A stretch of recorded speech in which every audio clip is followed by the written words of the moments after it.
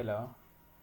Uh, Katika kuhitimisha kwenye hii sehemu ya utangulizi, overview ya strategic planning kwenye moduli hii, naomba nikupitishe sasa kwenye mwongozo wa maandalizi ya mpango mkakati ambao umetolewa na Tume ya Mipango. Of course bado ni draft, lakini almost waliruhusu unaweza ukautumia wakati mambo ya kufanya finalization yanaendelea. Kwa mwongozo wenyewe ndio huu.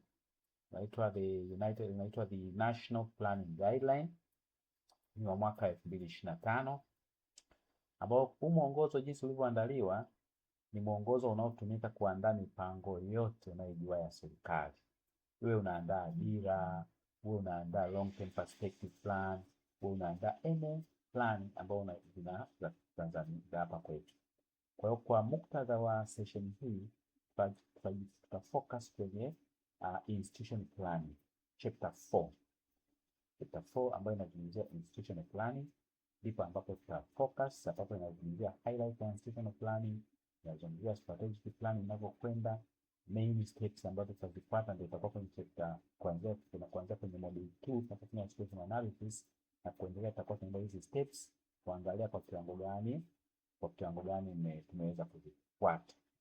Kwa hiyo hii ndio guideline ambayo tutaitumia. Kwa hiyo kwa haraka sehemu ambayo tutajikita zaidi ni kwenye chapter 7, kwenye annex 7. Annex 7 ndio yenyewe inazungumzia structure.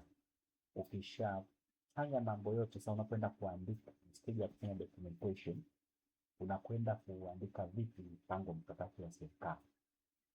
Kwa hiyo unapoandaa mpango mkakati wa taasisi za umma, hakikisha inakuwa ina hizi elements ambazo zimesema huko.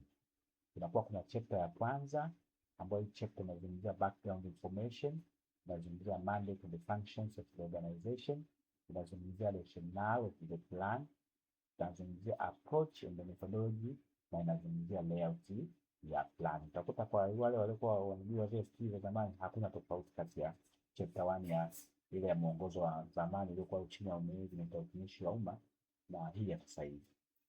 Ila kwenye chapter 2 panafanyika situational analysis or environmental analysis. Tunafanya scanning. Ni chapter ya pili ambayo utafanya assessment impact ya endogenous and exogenous factors affecting performance of one organization. Factors za ndani na za nje ya taasisi ambazo zina affect organization. Utaanalyze vision, utafanya performance review, utafanya SOC, utafanya PESTEL analysis, na kwenye mwongozo wa zamani PESTEL ilikuwa haipo. Utafanya stakeholders analysis, utafanya recent initiatives, utafanya review of relevant information, utakuja ku identify key challenges and opportunities ambazo ni identify, na mwisho utapropose critical issues. Chapter 2 almost ni kama ile ya zamani. Kwa chapter 3 inaitwa the plan. Actually hii ndio strategic direction ya organization. Hapa ndio kuna strategic plan. Kwa hiyo mimi nilikuwa ndio napata fursa hii plan, hii chapter ndio strategic direction, sababu strategic plan, the plan yote. Kwa hiyo kuna nini nimeona kwenye SP nyingi wanasema this is a strategic direction, but hivyo tutakavyoita kimsingi ni content zilizopo, yenyewe inakuwa ina vision, inakuwa ina mission, inakuwa ina core values, inakuwa ina strategic, inakuwa ina objectives ambazo tunaita strategic objectives, inakuwa strategies, inakuwa ina target na ina key performance indicators. Ndio hii chapter inakuwa inaishi. Then inakuja chapter 4. Chapter 4 yenyewe ndio ni kama chapter mpya kwenye skills za public sector. Zamani zilikuwa public sector skills hazina chapter ya resources. This time wameintroduce what resource chapter 4, inaitwa resource plan chapter 4, ambayo itakuwa inafanya plan for human resource in terms of number, skills and expertise. Itakuwa umezungumzia masuala ya financial resources tunazozihitaji katika kutekeleza mpango mkakati katika miaka hiyo mitano. Sio budget per se, lakini ni estimates based on previous performance. Alafu identify technological resources ambazo zinahitajika kwa kufunga chapter. Chapter ya 5 ambayo ni ya mwisho inazungumzia the research framework, ambapo kwenye hii chapter tunatakiwa kuwa kuna kitu tunaita development objective. Kuna kitu kinaitwa development objective. Alafu unatakiwa identify beneficiaries of the organization services.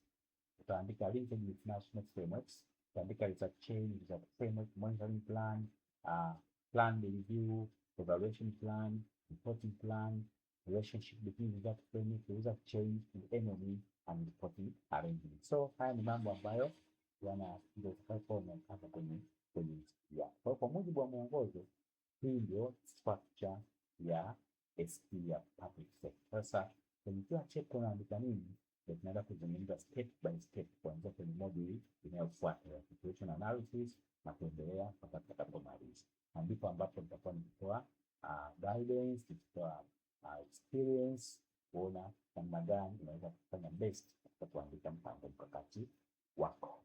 Hope utakuwa umeenjoy. Tuonane katika module inayofuata, tuanze sasa kufanya